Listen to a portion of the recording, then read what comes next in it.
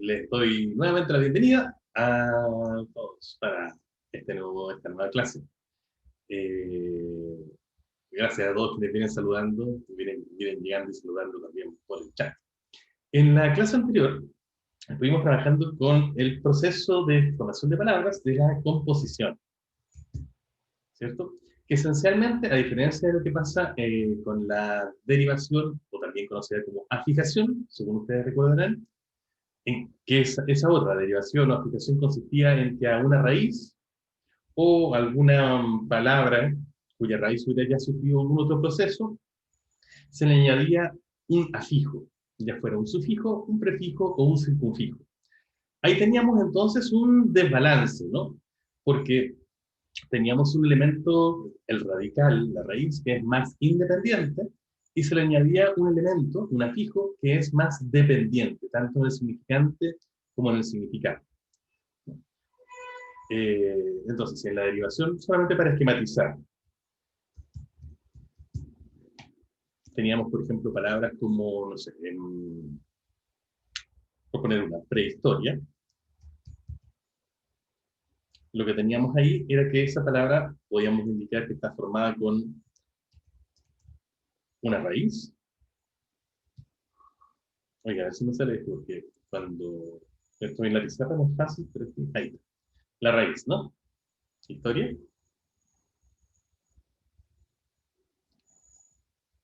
Y le añadimos el prefijo pre y formamos la palabra prehistoria, ¿no? En ese caso, por supuesto, historia, y se ve muy claramente, es mucho más independiente en cuanto a su significado, ya que significa algo por sí misma.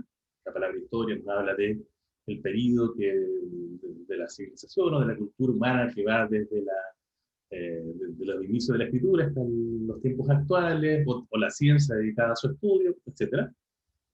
Y por supuesto, eso en cuanto al significado, ¿no? Y en cuanto al significante también es mucho más independiente, ¿no? Ya que puede ser usada como una palabra independiente en muchos contextos, ¿no? Me gusta estudiar historia, ¿por qué tengo que estudiar historia? Como hacía la antigua canción, cosas así, ¿no? En cambio, pre es un afijo, en este caso en particular un prefijo, porque es más dependiente en cuanto al significado, ya que pre significa siempre antes de, pero siempre es un antes de algo, y ese algo es lo que está indicado en la raíz. Y es también más dependiente en cuanto al significante, ¿no? Porque pre no aparece solo, sino que siempre tiene que aparecer ligado fónicamente, incluso a otro elemento, ¿no? En este caso a pre, ¿no? Eh, Ese sería un caso de prefijación, pero y sería lo mismo también para los casos de sufijación y circunfijación. Entonces, como ven aquí hay, en el caso de la derivación, hay una asimetría muy clara, ¿no? Entre la raíz y el afijo. De hecho, haciendo un símil con lo que con el análisis que hacíamos en sintaxis, aunque no es exactamente lo mismo, en el caso de la derivación podríamos decir que este es el núcleo, ¿cierto? Que la raíz equivale al núcleo, mientras que el afijo es un elemento modificador dependiente, subordinado, ¿no? En la composición, en cambio, lo que tenemos es la unión de dos elementos que están al mismo nivel. En términos simples, decíamos, es la unión de dos raíces y por lo tanto de dos elementos que son cada uno de ellos independientes y que pueden funcionar entonces también independientemente como palabra en la lengua, ¿no? Por ejemplo, decíamos el otro día, no sé, por un caso, a ver, es no sé, por ejemplo, el caso de malgastar. La palabra malgastar, que está formada por mal, que funciona independientemente en la lengua. Por ejemplo, me fue mal, ¿cierto? Te portaste mal, ¿cierto? Funciona como un adverbio. Y la palabra gastar, ¿no? Dos raíces.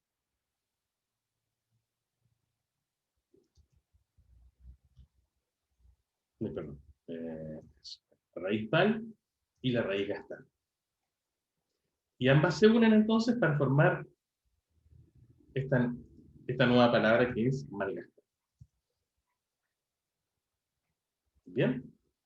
Eh, la diferencia entonces esencial entre la composición y la derivación tiene que ver con la simetría. La composición es una formación de palabras mucho más simétrica, ya que un elemento que están al mismo nivel en el sentido de que son los dos independientes. En cambio, la derivación es mucho más asimétrica, ya que uno de los dos elementos es mucho más dependiente del otro. Eh, Eso. Y veíamos, para terminar de ilustrar y recordar lo que veíamos en la clase pasada, que específicamente la composición que revisamos la clase anterior, la llamábamos composición por modelo.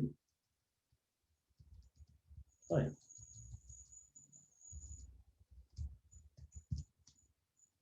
justamente porque existían una especie de esquemas en nuestra mente de ciertas categorías gramaticales que se pueden mezclar. Por ejemplo, en el caso anterior tendríamos un adverbio más un verbo, y con eso nos da de resultado un verbo, ¿no? Y tendríamos, por ejemplo, el caso de malgastar,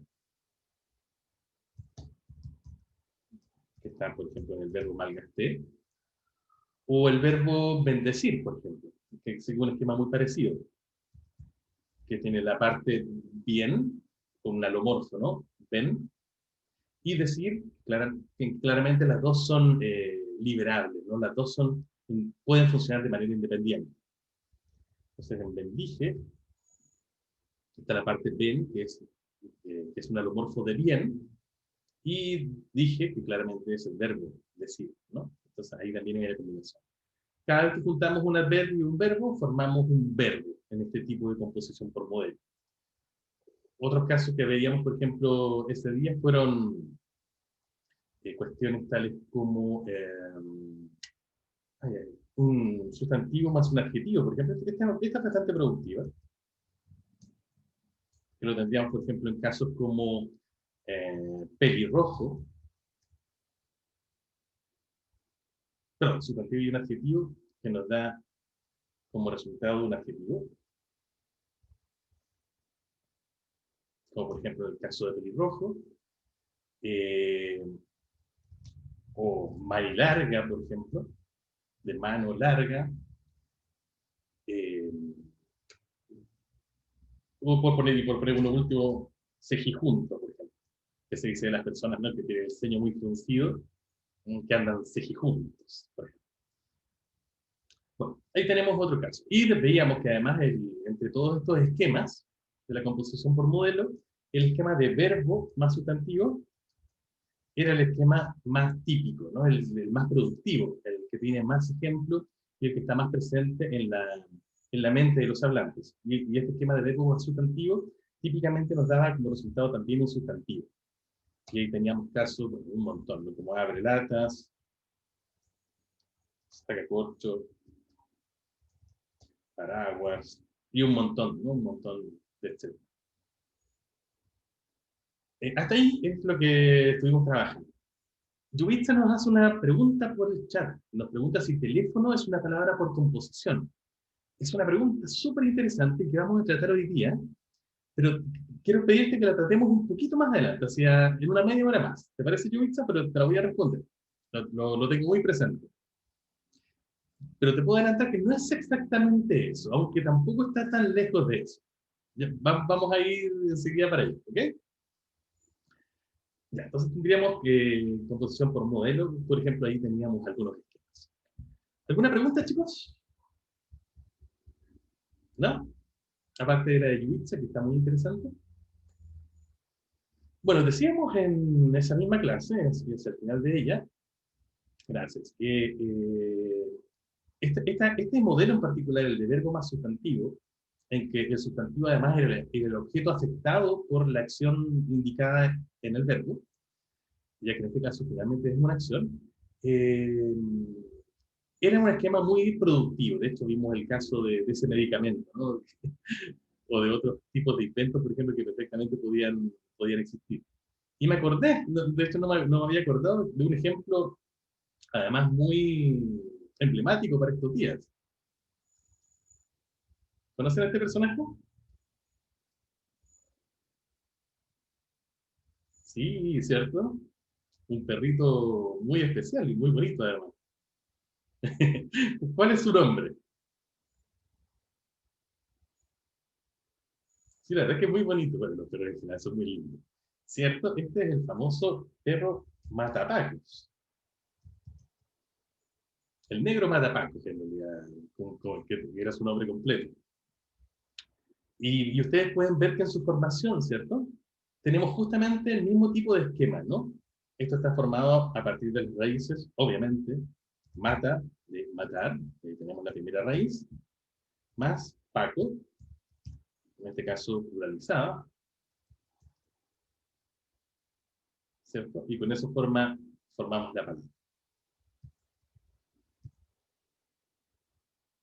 Siguiendo exactamente entonces este mismo esquema que teníamos.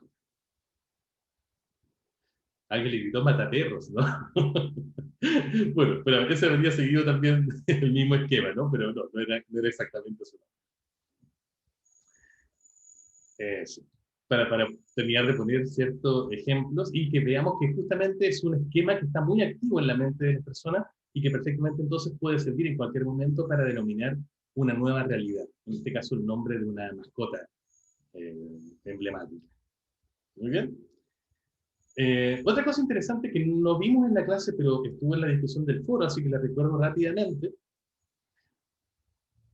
Perdón, Constanza me pregunta qué es este ticket. Bueno, no es un ticket en realidad, es la mejor manera que tengo de representarla aquí, pero es la idea de que es un signo de raíz, como de raíz cuadrada, ¿no? ¿Se acuerdan? ¿Se acuerdan de esos signos? Sé que no lo han tenido que usar en un tiempo, pero les traigo los buenos recuerdos. Entonces, es para indicar que este mata y pacos, o por ejemplo en mal y gastar, o aquí en prehistoria, historia es una raíz, ¿no? Frente al afijo, ¿no? Que tiene su marca en el guión. Sí, entiendo que se asusten al verlo. Bueno, y finalmente, para terminar de recordar, en el foro, a partir de algunas preguntas, si mal no recuerdo, fue... Ay, ¿quién fue que hizo la pregunta? ¿La Camila? No. ¿Quién fue? Oh, ¿quién hizo la pregunta en el foro? Se me olvidó. Si fue ayer, fui yo. Y Camila, fuiste tú. Gracias. En que tú preguntabas si podían combinarse algunos de estos esquemas, ¿no? Ah, sí. Claro, si podía haber una simplificación, un derivado por simplificación a partir de otra palabra que hubiera estado previamente derivada, ¿cierto? Y yo te daba ahí el caso de, por ejemplo, achilenar, ¿no? Que no es muy usual, pero aparecía, por ejemplo, en un texto de un dramaturgo, ¿no? Que decía que había achilenado, es decir, había vuelto más chileno el texto de una obra que estaba traduciendo. ¿Mm? Y en ese caso podíamos ver que achilenar tenía dos pasos, ¿no? Primero tenía, achilenar claramente viene de chileno, porque la idea es darle como características chilenas, por este caso la lengua propia del chileno, y chileno viene del nombre propio Chile. Entonces tendríamos dos pasos, Chile, chileno, achilenar, perdón. Chile es obviamente la palabra primitiva, podríamos decir, la primera palabra que no ha tenido ningún proceso, sino que podemos identificarla, no podemos identificar en ella, perdón, mejor dicho, un proceso lexicogenésico. A partir de ella tendríamos, perdón, una, la raíz chile más el sufijo eno, y ahí tendríamos entonces una derivación por sufijación. Y en el chilenar tomaríamos ya chileno como la base y le agregaríamos el circunfijo a, ar, y nos quedaría entonces la palabra achileno. ¿Bien? Así que es perfectamente posible, aunque no es tan usual, que tengamos una palabra derivada a partir de otra derivada, por ejemplo, en este caso una circunfijación a partir de una sufijación. Y por supuesto también un compuesto por modelo, como lo que teníamos acá, puede sufrir también un caso de sufijación nuevo. Por ejemplo, el caso que ponía ahí de paragüero, que teníamos los pasos que combinaban primero la palabra para más agua, para formar paraguas, en que claramente tenemos una composición, y luego le añadíamos a paraguas el sufijo ero, y ahí teníamos, por ejemplo, una derivación por sufijación a partir de un compuesto por inmovilización. ¿Bien? Carla me hace una pregunta por el chat, la voy a ver. ¿Qué pasa con aquellas palabras que no se pronuncian bien y que después reemplazan la pronunciación como correcta? A ver, ¿tiene el micrófono, Carla, para preguntarlo, para precisarlo más? ¿Se escucha? Hola, profe. Okay. ¿Cómo estás, Carla? Bien, ¿y usted? Cuéntanos, ¿qué es lo que te causa duda? Profe, es que, bueno, esta duda me surgió el domingo, es que me tocó ser vocal de mesa. Y ¿Ya? pasó que mucha gente, escuché que mucha gente, en vez de decir como vayan a votar, decían como vayan a votar, vayan a hacer la sufragación. Perfecto. Entonces me surgió esa duda, quizás no tiene mucho que ver con lo que estamos viendo ahora, pero tenía que hacerla. Ok, bueno, tienes razón. No es exactamente algo que tenga que ver con la formación de palabras, ya que tanto vayan como vayan en realidad son, en esencia, la misma palabra. Son dos variantes, en realidad, alomórficas de vayan. Lo mismo pasa con el verbo haber, por ejemplo, hay gente que dice haya y hay gente que dice haya, ¿cierto? Y eso también son dos variantes alomórficas de la misma raíz que se pronuncian en realidad de manera distinta en diferentes dialectos. De hecho, las formas con aiga, tanto vaiga como aiga, son formas más antiguas, son arcaísmos en nuestra lengua. Son más cercanas a las formas más primitivas. Y generalmente por eso quedaron más presentes, han pervivido en las zonas rurales del habla española en general. Hay una ley sociolingüística que nos indica que, en general, las zonas más urbanas, donde hay más intercambio de gente más junta durante más tiempo, que son las ciudades, suelen ser mucho más innovadoras con respecto a la lengua en general. Tienden a incorporar más cambios de manera más rápida. Mientras que las zonas rurales, justamente porque la gente está más apartada una de otra, tiene menos intercambio verbal, generalmente se habla más con la familia, pero menos con vecinos que viven más lejos, tienden a ser mucho más conservadoras en cuanto a su lengua. Y típicamente entonces formas como Baigan, Aigan, que son más antiguas, han pervivido justamente en zonas rurales. Eso ha hecho también que, por supuesto, luego, especialmente desde mediados del siglo XX en adelante, por la gran migración que hubo del campo a la ciudad, mucha gente se vino a vivir a grandes ciudades, pero su dialecto todavía tiene marcas justamente del habla rural. Eso ha traído también como consecuencia, aquí me fui por un lado sociolingüístico, que también es un lado muy bonito, muy interesante, que como que generalmente las personas que vienen del campo a la ciudad no llegan con grandes recursos, sino que son más bien personas que pasan a vivir en zonas pobres de las ciudades. El habla, que había sido típicamente habla rural, pasa a ser habla asociada con las clases bajas, y por lo tanto tiende a ser estigmatizada. Entonces, desde el punto de vista lingüístico, es solamente una variante y de hecho una variante más antigua. ¿Bien, Carlos? ¿Sí? Sí, profe. Súper, bien. Gracias. Un placer. Súper. ¿Alguna pregunta más, chicos? Sí, soy muy difícil. Tengo dos cosas. Ok. Bueno, si la composición por modelo entonces era un tipo de composición que consiste en unir dos raíces, al menos, puede ser más, para, para crear una nueva palabra, y las raíces justamente son elementos que tienen el mismo estatus, ¿no? Son igualmente liberables. Ustedes diferirán que hay algún otro tipo de composición, ¿no? Que no es por modelo exactamente, no es que siga esta idea de un esquema fijo que hay en nuestra mente, una especie de estructura, ¿no? Sobre la cual creamos nuevas palabras. Y en efecto es así. Déjenme darles un ejemplo. de este segundo tipo de composición que vamos a estudiar. Lo encontré en internet, es un poco fome, pero ilustra, ¿no?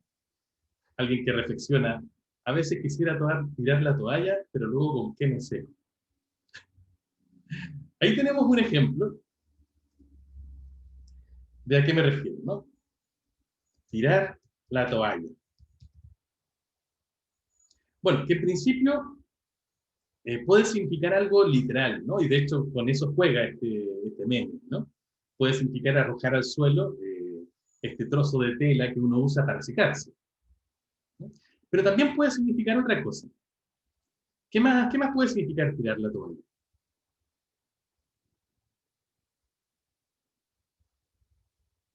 Rendirse, ¿cierto? Tiene ese significado. Por ejemplo, ya, tiré la toalla con ese curso. No con gramática, ¿no? Con ese otro curso. ¿Cierto? O ya, ese tipo ya no me gusta, ya tiré la toalla con él. ¿Cierto? ¿Te ha pasado?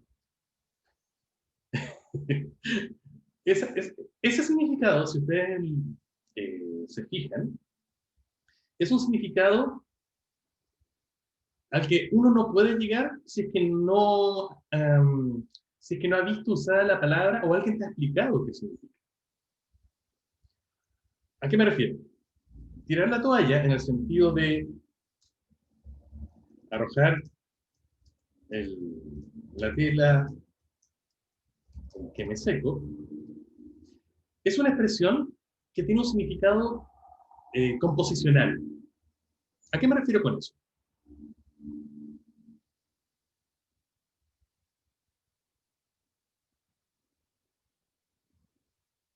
¿A qué me refiero con que tirar la toalla, cuando significa arrojar la tela con que me seco, tiene un significado composicional?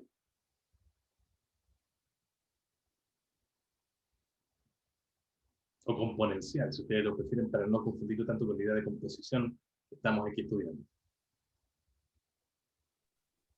Que uno El sabe. significado. Oh, ya, nada. Dale, Cami. A ver, demos a la Antonia. A ver. Sí, me apagué el micrófono. Que uno sabe lo que significa como cada palabra y de eso puede sacar como el significado de la totalidad. Exactamente.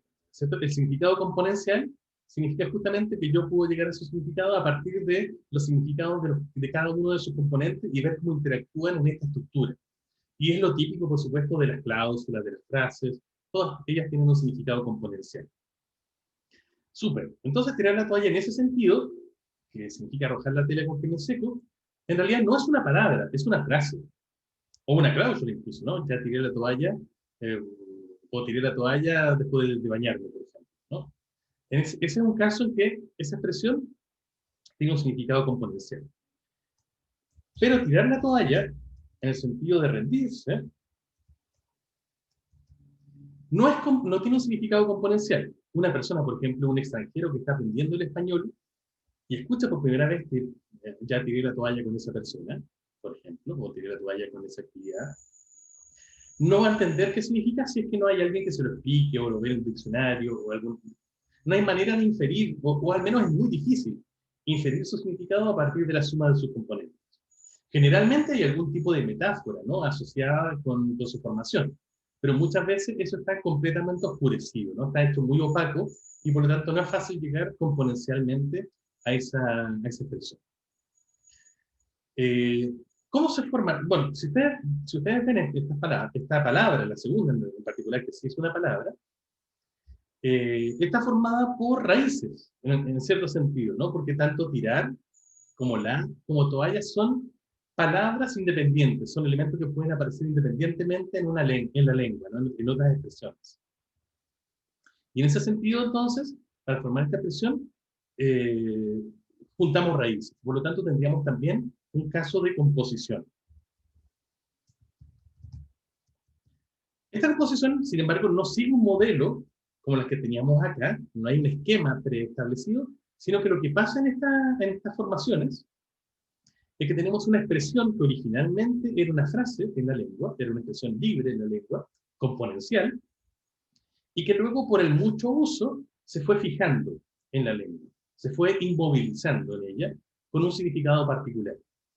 Y por esa razón, estas composiciones se llaman composiciones por inmovilización.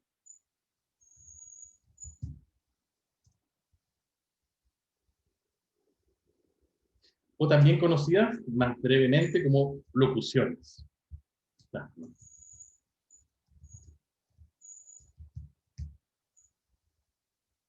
Sí, por supuesto. Voy a poner más ejemplos. Bueno, una de las cosas bonitas de la composición por inmovilización es que da mucho, o sirve mucho para este juego, ¿no? De jugar con los dos sentidos que tiene la expresión, como el que tiene este meme, y hacerlo divertido, ¿no? Porque justamente una interpretación lleva para un lado, en este caso, a veces quisiera tirar la toalla, enseguida nos trae la idea de rendirse, ¿no? La idea de la palabra compuesta, y la segunda parte nos sorprende, se hace la broma con el significado literal, con el significado componencial. Ah, qué bueno el que pone Ludvika en el chat. Me tapo un ojo, me tapo el otro y nada que ver. Claro. Claro, nada que ver es justamente aquí la expresión que es un compuesto por inmovilización, que puede funcionar como una frase, ¿cierto? Si no hay nada que ver en el sentido de que efectivamente no puedo observar nada, como pasaría justamente si me tapo ambos ojos, pero también puede significar que algo es incoherente o no tiene que ver, estoy diciendo lo mismo, o no tiene cabida en una secuencia lógica, ¿no? Esa sería la expresión nada que ver. Otro ejemplo, este me gusta mucho, ¿no? Me encuentro muy divertido. Una niña le reclama a un joven: deja de pasarte rollos, porfa. ¿Qué la? Y el otro reacciona pasándose unos rollos vacíos de confort o de papel higiénico por detrás. Claro, de comic foam. Claro, aquí tendríamos otra expresión, ¿no? Pasarse rollos.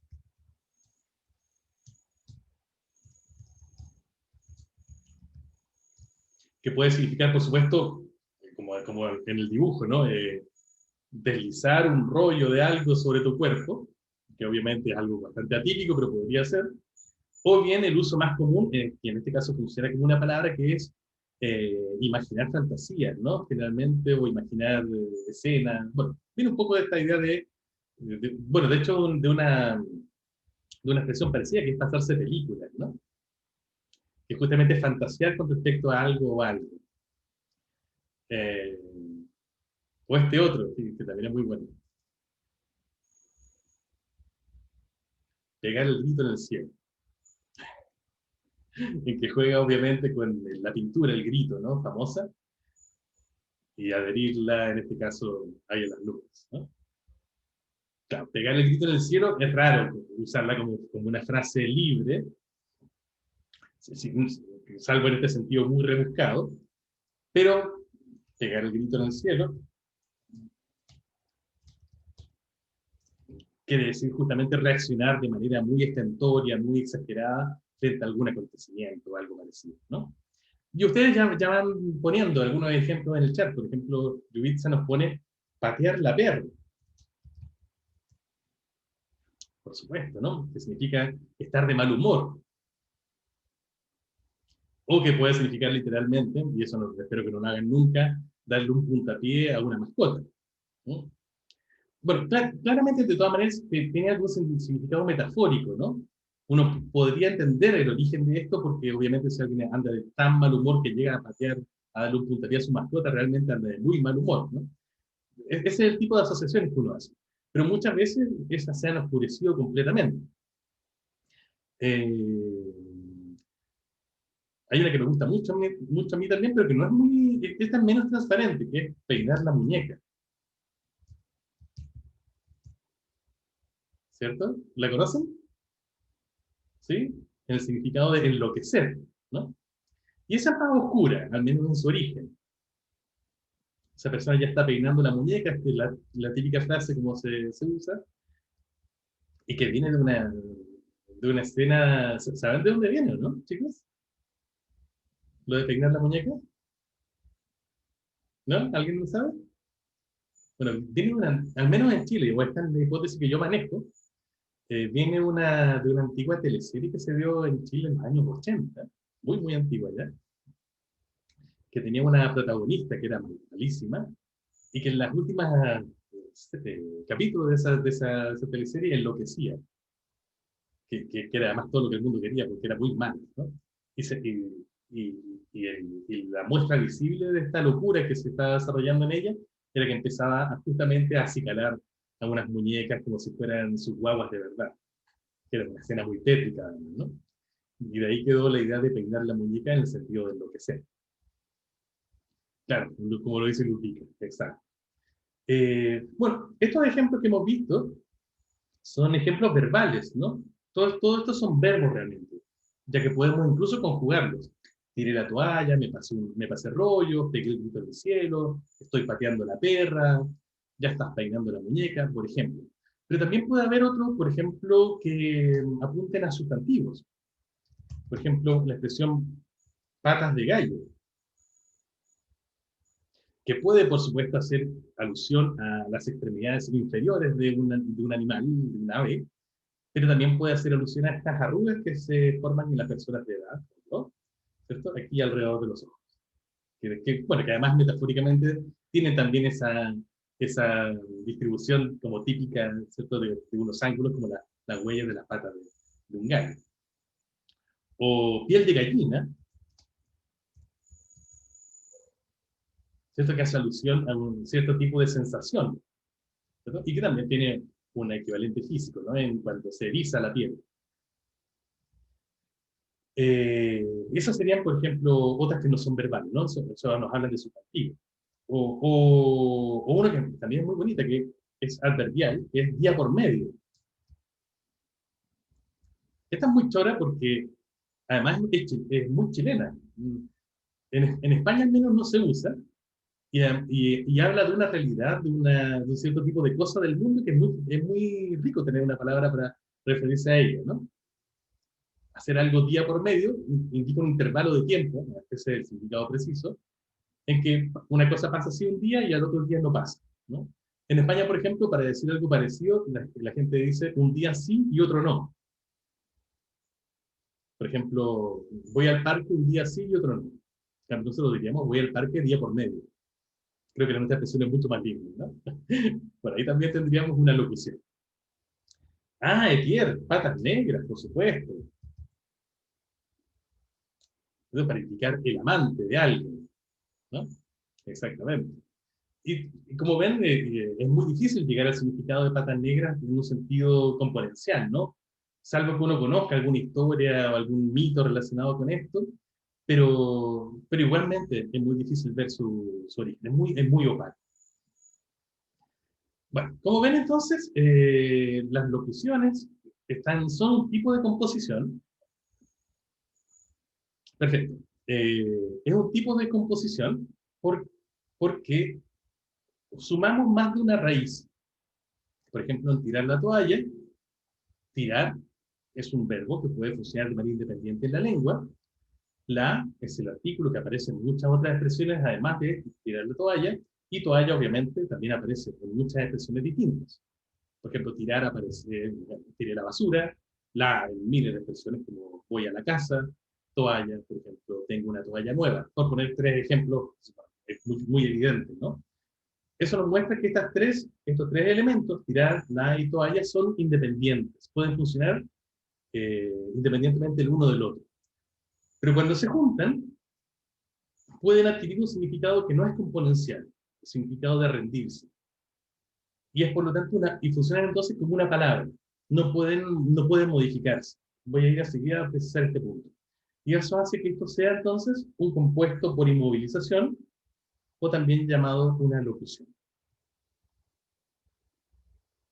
Entonces, los compuestos por inmovilización o también llamados locuciones son un tipo de compuesto, es decir, una palabra formada por la unión de dos o más raíces, pero que a diferencia de los compuestos por modelo, en lo que, si ustedes recuerdan, teníamos un esquema mental sobre el cual formábamos palabras nuevas, aquí lo que pasa es que hay una expresión que originalmente es una frase, originalmente tiene un sentido libre, o más bien es una combinación libre de palabras, que por usarse mucho, culturalmente empieza a tener un nuevo significado y hace que esa expresión termine siendo una expresión muy fija. De ahí la idea de inmovilización, ¿no? Porque además es algo que va dándose con el tiempo, con el mucho uso. Eso. Bueno, de hecho, como una buena pregunta que uno podría hacerse justamente a partir de la visión de ejemplos como este, es cómo saber en una expresión si estoy, o este, ¿no? Si estoy ante un compuesto por inmovilización o estoy ante una frase libre. Imagínense, por ejemplo, a partir del caso de meter la pata.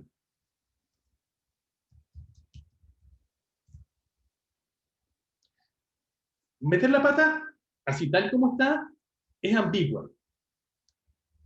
Claro, Etienne nos dice el contexto, ¿no? El contexto efectivamente puede ayudar, pero nosotros podemos tener algunas estrategias más precisas que el apoyo contextual, que puede ser, que en algunos casos puede ayudar, pero no siempre. Pero tenemos algún método más preciso como para poder determinar. Claro, meter la pata, por ejemplo, puede significar literalmente que alguien introdujo su extremidad en algo. Por ejemplo, Pedro metió la pata en el barro hasta el fondo, cuando venía para la casa. En este caso, la expresión metió la pata, bueno, mejor voy a poner en negrita para no confundirla. Ahí, la expresión metió la pata está funcionando como una frase, ¿no? Y de hecho su significado ahí, saluda a la gatita de Antonia, que se va pasando por la cámara. Y ahí la expresión tiene un significado componencial, ¿no? Pero uno también puede usarla, por ejemplo, al decir, Pedro metió la pata con su mamá cuando le mintió.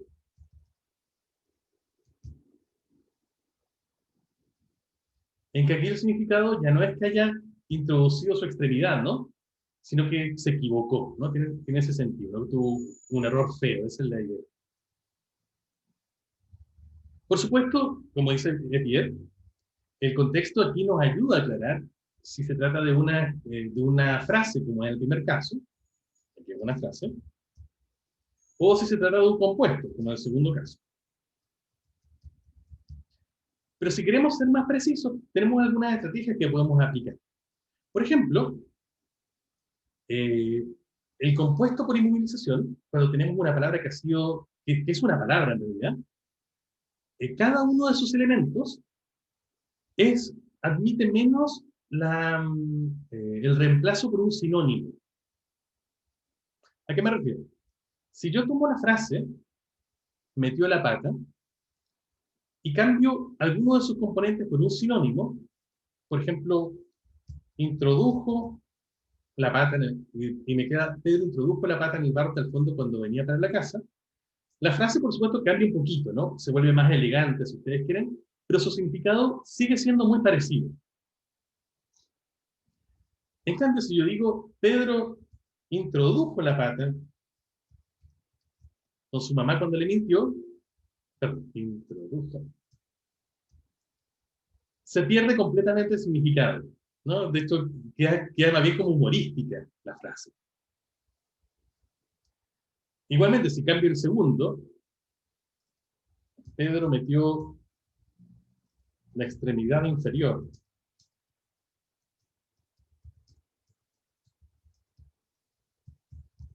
en el barro hasta el fondo cuando venía para la casa, de nuevo, queda un poquito distinta porque queda quizás más oculta, más elegante, un poco más snob, si quieren, pero sigue significando lo mismo. Pero si yo digo, Pedro introdujo la extremidad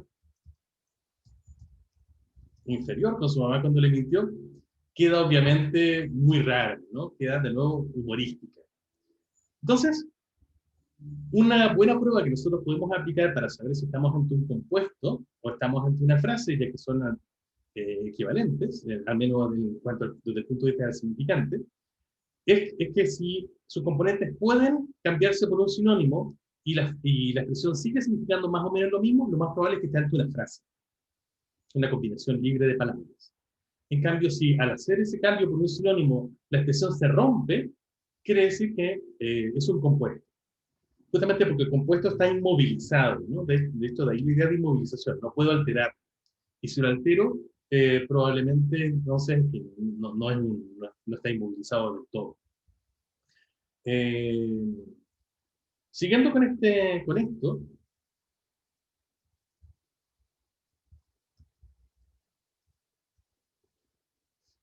también, especialmente cuando estas expresiones tienen algún elemento funcional, por ejemplo, un artículo, un, un posesivo, un demostrativo, como por ejemplo es el caso acá, estos no tienen exactamente sinónimos, pero tienen lo que llamamos equivalentes funcionales. Por ejemplo, si un artículo yo lo puedo reemplazar por un demostrativo en un uso normal. Por ejemplo, si a alguien le puedo decir, pásame la chaqueta, o puedo decirle, pásame esa chaqueta.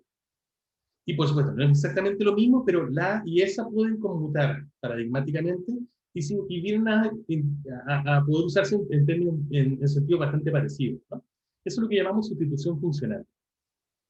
En este caso, en la frase Pedro metió la pata en el barro, yo podría cambiar metió la pata por metió su pata. O metió una pata. ¿Cierto? Y tanto una, como su, como la, como esa, todas podrían funcionar bien ahí. Porque la frase no perdería el sentido. Sería un poco más o menos precisa, pero el significado general seguiría siendo el mismo. En cambio, si yo quiero hacer lo mismo cuando se trata de un compuesto, y trato de decir, Pedro metió su pata con su mamá cuando le mintió, se quiebra, ¿no? Da un resultado, podríamos decir, agramatical. Yo no puedo decir su pata. O Pedro metió esa pata con su mamá. Entonces, de una manera parecida al hecho de que no aceptan sinónimos, tampoco aceptan estas sustituciones de las palabras funcionales.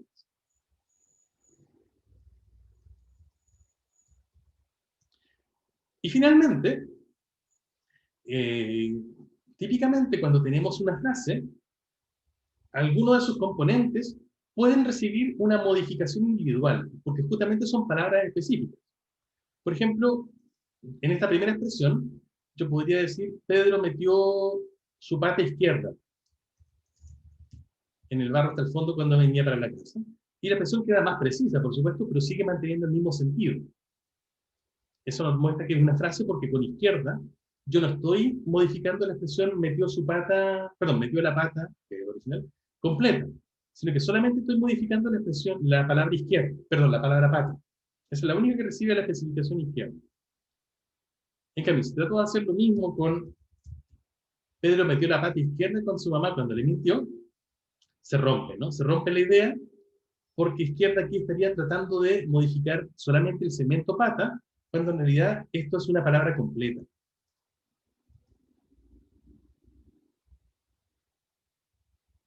Por eso, y ojo con esto, expresiones como esta sí aceptan un modificador, como podría ser, por ejemplo, fuertemente. En este caso, fuertemente, en el primer caso, modifica a metió, es la manera en que la metió. O mejor aún, uno más claro, accidentalmente. ¿Cierto? Habla de que justamente el hecho de meter haya sido accidental. Pero curiosamente, accidentalmente, también funciona en el segundo caso. Pedro metió la pata accidentalmente con su mamá cuando le mintió. ¿Por qué funciona aquí accidentalmente en los dos? Si decíamos recién que una de las estrategias que podíamos usar era que no podíamos, en un compuesto no se podía determinar o modificar individualmente sus componentes. Porque aquí, agregar una palabra como accidentalmente sí funciona. ¿Sabes?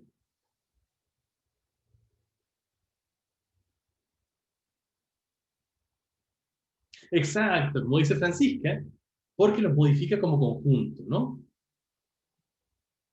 Constanza, ¿estabas diciendo algo más también? ¿Querrías decirlo oralmente? Sí, estaba escribiendo, pero era que recuerdo que en el primer semestre cuando hacíamos esto de las segmentaciones, la inserción del verbio específicamente servía como para denominar cuáles eran los, ¿cómo se llama? Los constituyentes. Entonces en este caso pasaría lo mismo porque estamos poniendo el adverbio después del constituyente que consideramos que metió la pata, porque si pusiéramos, por ejemplo, Pedro metió accidentalmente la pata y se rompe completamente como lo que estaba Muy explicando. bien, excelente observación.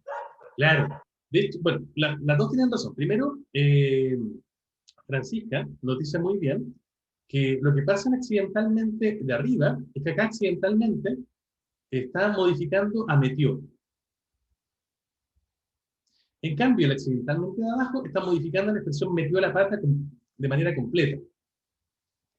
Eh, de hecho, aquí funciona entonces el adverbio porque en el primer caso está modificando el verbo metió y en el segundo caso está modificando al verbo, porque también es un verbo, metió la pata.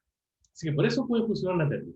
Pero como indica muy bien Constanza, como acá arriba es una frase y aquí hay un límite entre constituyentes, yo podría decir, Pedro metió accidentalmente la pata en el bar. Y de hecho funciona súper bien. Y eso nos muestra que acá son dos constituyentes distintos, metió y la pata. Pero si yo digo, Pedro metió accidentalmente la pata con su mamá, chirría un poco más, es un poco más extraño. Bueno, no siempre es tan terrible, porque tenemos que recordar que estas son inmovilizaciones, y que las inmovilizaciones son un proceso, porque vienen de frases que han sido vistas metafóricamente y que con el paso del tiempo empiezan a fijarse cada vez más. Pero como esto es un proceso, y un proceso generalmente largo, no pasan de ser una frase a ser una palabra del día de la noche a la mañana. Ahí hay otra, ¿no? Inmediatamente quiero decir, ¿no? Sino que pasan por un proceso. Y no siempre se pierde al tiro la idea de la frase original. Entonces, a veces funcionan mejor unas cosas que otras. Por eso, al igual que cuando usamos estas estrategias, no la misma de inserción de adverbios, estas son estas estrategias de cambio por sinónimo, el cambio de la por un, su, etc., o tratar de modificar individualmente los elementos, no son ninguna una prueba precisa, una prueba como la prueba de la blancura para cada una de ellas, sino que se tienen que usar en conjunto para también armarnos una convicción sobre la hipótesis que estamos postulando. Eso.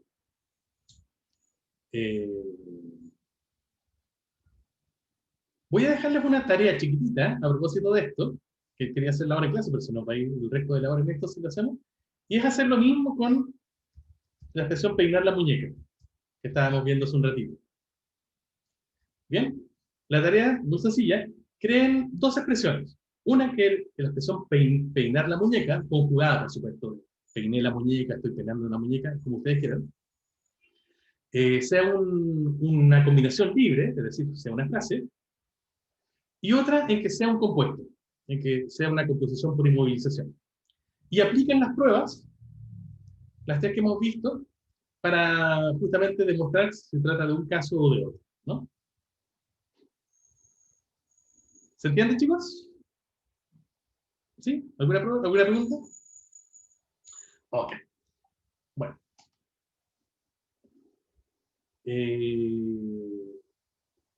Dos cositas más para terminar con la idea de las composiciones por inmovilización.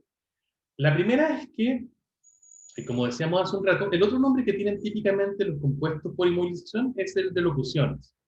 Y este es el nombre con que más frecuentemente uno lo encuentra en los diccionarios. Y típicamente, las locuciones reciben el apellido de la categoría funcional que adopta la expresión completa una vez inmovilizada. Por ejemplo, los ejemplos que hemos visto hasta el momento, metió la pata, peinar la muñeca, son lo que llamamos una locución verbal.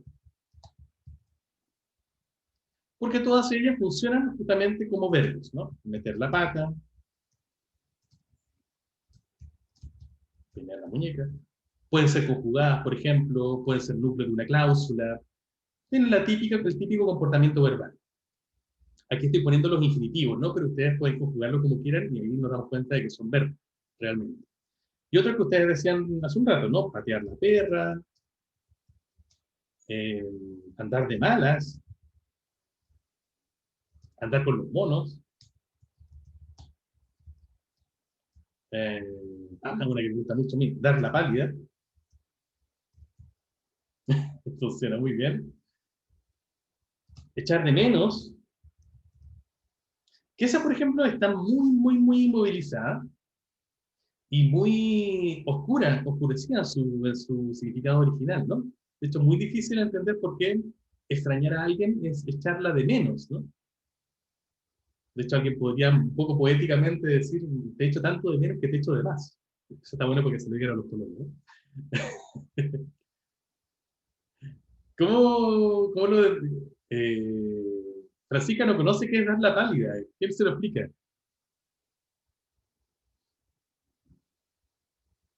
Ay, se deben ser los correctos ahora. ¿Quién se lo explica? Ya. Cuando una persona se siente muy enferma, por ejemplo, como a punto de desmayarse, ya sea eh, porque ha comido algo en mal estado, porque ha ingerido alguna sustancia alucinógena o algo parecido, le decimos que le dio la pálida, ¿no? Justamente en el sentido, justamente porque su cara empalidece. ¿Bien? Ok. Bueno, ahí tenemos un montón de ejemplos. Bueno, otro con echar a perder, que también está bastante oscura en su significado original de frase. Yuvitsa, vomitar todo el piso de la pieza. ¿Sí? Ahí ya le dio la pálida con todo, ¿no? Bueno, estas son locuciones verbales entonces porque funcionan como un verbo. También hay locuciones nominales, que funcionan como sustantivos. Algunos ejemplos, brazo de reina, es muy rico, lo conocen, ¿no? Un postre, ¿cierto? Un cierto tipo de pastel muy rico. Eh, sí, ñam, ñam. Bolsa de gato, esa es muy buena.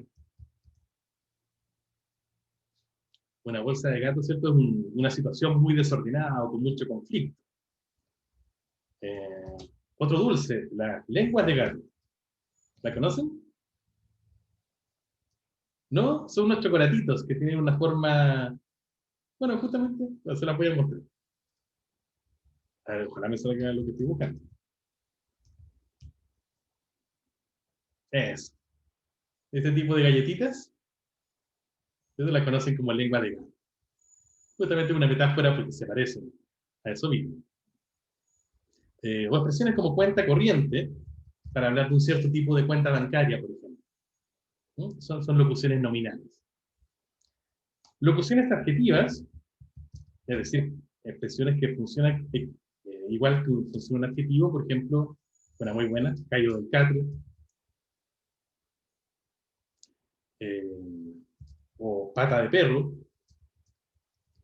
para una persona, bueno, caída del catre para una persona un poco tonta, despistada, distraída, pata de perro para una persona muy andariega, ¿no? Un vagabundo, una persona que le gusta mucho andar por muchas partes del mundo. Mano de guagua, muy buena, ¿cierto? Para una persona avara, tacaña. O pajarito de Dios, qué lindos ejemplos. ¿Cierto? Para una persona inocente. Exacto. Bueno, esas son locuciones adjetivas, como ven ustedes muy bien, funcionan, son el equivalente funcional de un adjetivo, ¿no? Eso, centro de mesa, claro, o florerito de mesa, también, muy buen ejemplo. Perfecto. Locuciones adverbiales, decíamos también, hay algunas muy interesantes, como, bueno, decíamos recién, día por medio, más o menos, o una que es muy buena, muy chilena también, que es al tiro. O incluso su variante al toque, ¿cierto? Que es equivalente al adverbio inmediatamente. Y por último, solamente para terminar de ejemplificar, locuciones, y estas son muy frecuentes, que actúan como si fueran preposiciones. Lo que tenemos es entonces una locución preposicional. Por ejemplo, detrás de, ya que de hecho nosotros no tenemos una preposición en castellano que signifique que algo se ubica a las espaldas de otra cosa. ¿Cierto? No, no tenemos una sola palabra que sirva para eso. ¿O sí? No, tenemos el adverbio atrás, pero eso no es una preposición, porque nos sirve para introducir una frase nominal, por ejemplo. Claro, yo puedo decir, eso está atrás, pero si quiero decir, está atrás con respecto a algo, tengo que decir que está detrás de, no sé, detrás de la mesa, por ejemplo. O uno que sí tiene un equivalente, por ejemplo, a través de. Claro, a veces sí existe. En castellano tenemos por ejemplo. O sea, te llamé por teléfono, te llamé por Zoom. Pero si quiero ser más preciso, ya que por tiene muchos significados posibles, puedo decir a través de, te llamé a través del teléfono, te llamé a través de Zoom, por ejemplo. ¿Cierto? Claro, porque puede confundirse con expresiones como en medio de, que otro significado que podría tener por. O sea, en medio de también es una locución preposicional. Toda la razón. De hecho, hay un antiguo chiste, perdón, me tomo un segundo para contarlo, ¿no? En que alguien llama a otra persona y dice, oye, te llamo por la escalera. Oye, y qué bien se te escucha, me parece que estuvieras hablando por teléfono. En que justamente se ponen de relieve los dos significados que puede tener la preposición por, ¿no? El primero es por causa de, estoy indicando te llamo porque quiero que me devuelva la escalera, por ejemplo, que obviamente es un significado pretendido, y el otro que lo interpreta como el medio, ¿no? Bueno, eso, como algunos ejemplos de locuciones, para que vean que además usamos un montón en nuestra vida cotidiana. Una última cosita, antes de terminar. Como las composiciones por inmovilizaciones son procesos, como decíamos hace un rato, hay muchas de ellas que siguen el proceso incluso más allá. Por ejemplo, la palabra al tiro, que es una expresión por inmovilización, que viene justamente de la idea de los atletas, ¿no? Que parten una carrera cuando antiguamente se daba un pistoletazo de salida. Seguramente han visto eso en alguna película, ¿no? Que alguien apunta un arma al cielo y ¡pah! Y ahí salen los atletas corriendo. De ahí viene esa expresión. Se ha ido poco a poco, bueno, en Chile se usa muchísimo, ¿no? Y poco a poco se ha ido fusionando cada vez más hasta pasar a ser incluso ortográficamente una palabra. De hecho, la escribimos así ahora. Y muchas personas, de hecho, pueden perfectamente no ver para nada la palabra tiro al interior de esa expresión. Porque es mucho más usual al tiro que una palabra como tiro, que justamente es mucho menos frecuente, ¿no? Hubo otra que teníamos aquí hace un ratito.